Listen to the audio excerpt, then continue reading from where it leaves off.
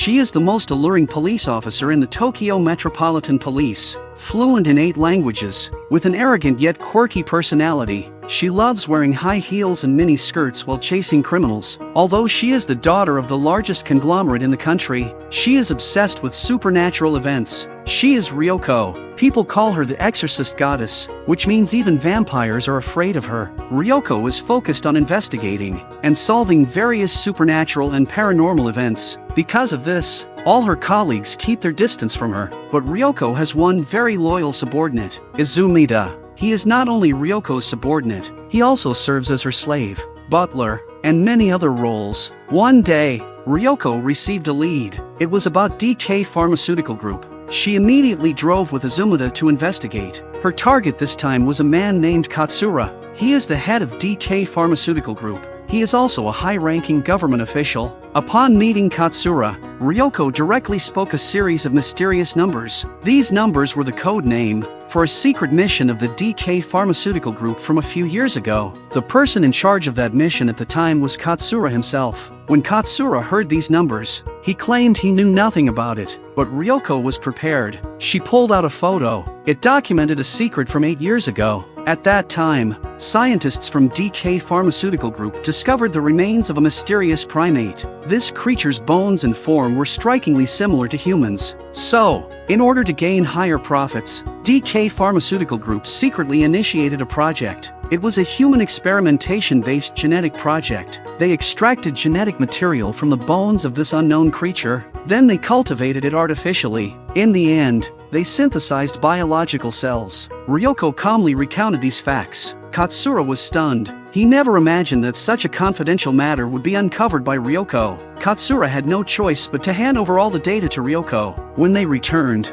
Izumida discovered something very suspicious. In recent days, several assassins had been killed near a park, and after their deaths, their internal organs were all removed. Izumida believed this was definitely related to Katsura. Ryoko also fully agrees with this. Because Katsura's position is that of a high-ranking official, it is quite reasonable for him to hire a few assassins to deal with important witnesses. At the same time, the investigation results from DK Pharmaceutical Group were also revealed. In the data that Katsura had given to Ryoko, they discovered a key figure who could unravel the entire mystery. Dr. Nobuo. Nobuo was the leader of the research team 8 years ago. After receiving this lead, Ryoko immediately drove to find Dr. Nobuo. Meanwhile, Katsura, in an attempt to prevent the truth from fully emerging, sent people to kill Nobuo and silence him, but they were stopped just in time by Ryoko and Izumida. Ryoko kicked the assassin to the ground with her long, sexy legs. Then she promised Dr. Nobuo that as long as he revealed all the facts, she would ensure his safety. After some inner struggle,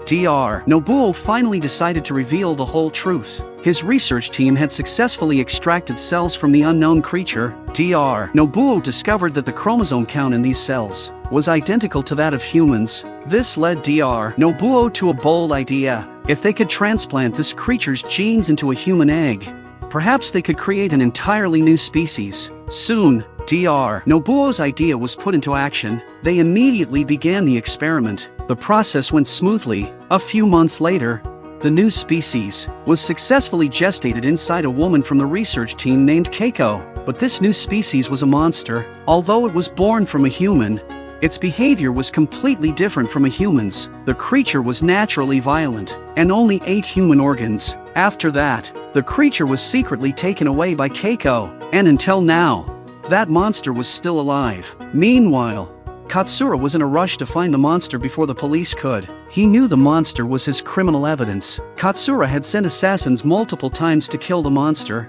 but each time, the monster killed the assassins. At this point, he had no choice but to go to Keiko personally, begging her to hand over the monster, but by then, Keiko had already come to see the monster as her child. She would not allow anyone to take it away. The next day, Ryoko and Izumida met Keiko in the park. Izumida saw Katsura's corpse hanging on the stroller. He was about to shoot and kill the monster, but Ryoko stopped him. Because Keiko had already descended into madness, she would do anything for her child. Moreover, Dr. Nobuo had revealed an important piece of information. The artificially cultivated monster cells were incredibly fragile. It wouldn't be long before it would die on its own. So, Ryoko and Keiko came to an agreement. Ryoko allowed Keiko and the monster to leave and promised to keep their secret forever, but Keiko had to take the monster and leave the city. She needed to find a remote place to live. Izumata didn't understand why she did this.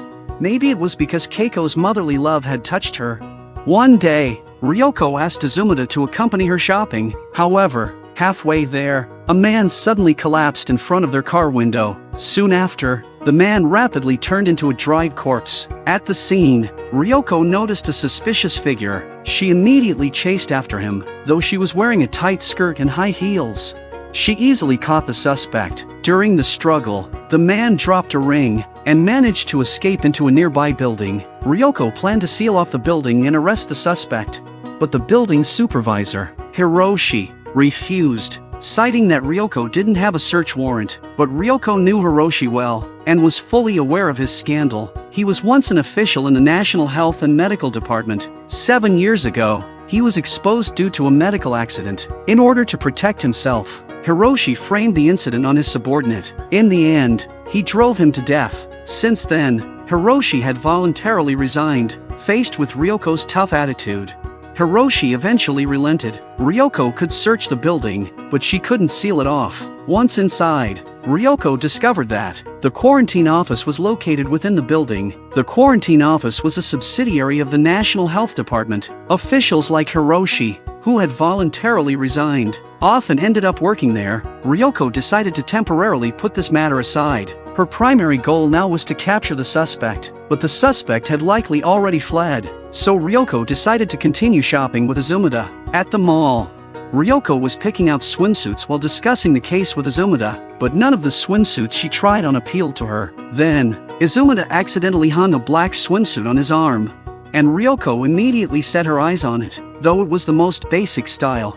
On Ryoko, it attracted all the men's attention in the pool. While Ryoko was swimming, 6 more dried corpse cases occurred in the city. Ryoko felt this was likely a random, terrifying attack. Soon, the information on the ring was also uncovered. The mysterious symbol on it belonged to a secret organization called the Moon Reading Society. It was a religious group that believed in the real existence of the moon goddess. Following this lead, Ryoko visited the forensic expert, Takashi. Takashi revealed that he had found drug-contaminated food in the stomachs of all the victims. This immediately made Ryoko think of contaminated food supplies entering the market. It had to be connected to the quarantine office, so she followed the trail further. Soon, Ryoko learned that the quarantine office was hosting a banquet. She and Izumata dressed up and sneaked in. Meanwhile, Hiroshi realized that Ryoko was investigating him. He sent assassins to kill them at the banquet. Shortly after the banquet began, Izumata was lured away under a false pretext. As soon as he left,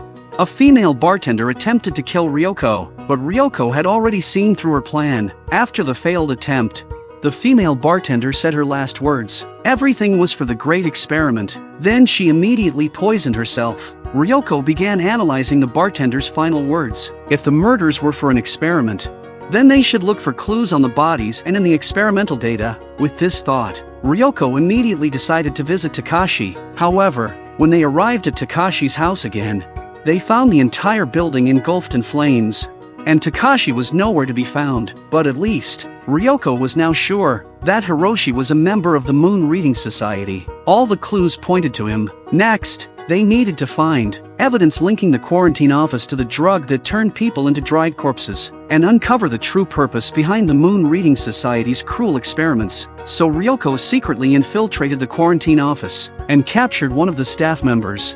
In the end, the man couldn't endure the torture and gave up the key evidence. Before leaving, Ryoko took all the biochemical drugs, the ones that could turn people into dried corpses. With the evidence in hand, Ryoko and Izumata went directly to the headquarters of the Moon Reading Society. At that moment, Hiroshi was dressed in the cult's robes and performing a ritual. It turned out that the society had been trying to create an elixir that would grant immortality. The giant mutated snakes under the suspension bridge and the dried corpses were all test subjects for this biochemical drug. However, when reptiles consumed it, their size would grow endlessly, whereas humans would dehydrate and die after ingesting it. Now, the full truth had been revealed. Hiroshi was the mastermind behind it all, but just as Ryoko was about to capture him, Hiroshi kidnapped Takashi as a hostage. Seeing this, Ryoko quickly proposed a trade. 1 box of biochemical drugs for Takashi. Ryoko told Hiroshi that she had already destroyed all the experimental data and equipment, meaning that the box of biochemical drugs was the last remaining portion. Hiroshi had no choice but to agree to the exchange, but as Takashi approached Ryoko, she kicked him to the ground. It turned out that Ryoko had already deduced that Takashi was also a member of the Moon Reading Society, and the true mastermind behind everything. Seeing his plan unravel, Hiroshi went mad and started shooting at Ryoko, but the bullets accidentally hit the switch for the drawbridge, sending Takashi, who was holding the box of biochemical drugs, plummeting toward the mutated snake below. The snake swallowed both Takashi and the drugs. In an instant, it mutated again, growing even larger and breaking through the building. Ryoko and Izumata fled to the roof, awaiting rescue. Meanwhile, Hiroshi died at the hands of his own evil creation. One day, Izumata accompanied Ryoko to the airport to pick up 2 mysterious guests. On their way, they happened to see a thief stealing something. Just as Ryoko was about to step forward, 2 girls suddenly appeared and subdued the thief. These 2 girls were, in fact, the ones they were there to pick up, Lucienne and Marianne. On the surface, they were Ryoko's maids, but in reality, they were highly skilled and beautiful secret agents. On the subway ride back to the city, they discussed the recent news about the oppression of ordinary citizens by corrupt officials. Suddenly, there was a loud bang, and the train immediately began to brake urgently. Ryoko and Izumata hurried to check the situation.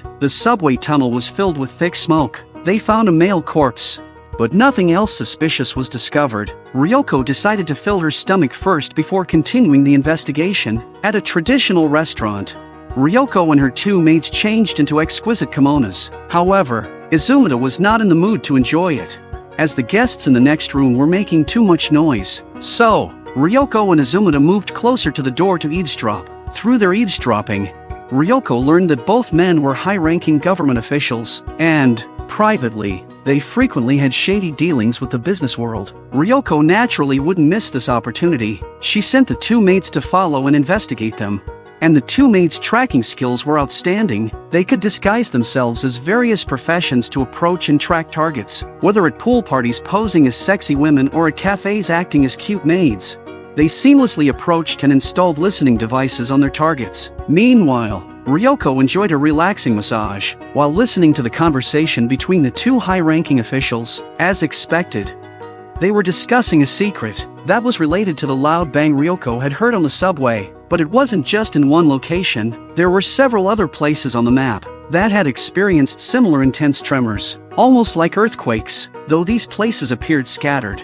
They were actually all along the subway tracks. Ryoko immediately decided to investigate further. Soon, they came to the underground tunnel. Here, they encountered a massive primitive salamander. The salamander was highly aggressive. At the slightest sound, it would attack fiercely. Ryoko and her team had no choice but to run along the tunnel to escape. At the other end of the tunnel, they encountered a group of people. These people were likely sent by the 2 high-ranking officials to deal with the primitive salamander. But when the group saw Ryoko and her team, they intended to kill them as well. Seeing this, Lucienne and Marianne rushed in to fight them off. In the chaos, the primitive salamander caught up. Ryoko quickly led Izumata and the others to continue their escape. They reached the door at the end of the tunnel. When they opened it, they were stunned by what they saw. Hidden deep underground was an extravagant castle. Ryoko then realized why the 2 high-ranking officials had been so eager to kill the primitive salamander. They had stored all the embezzled money there,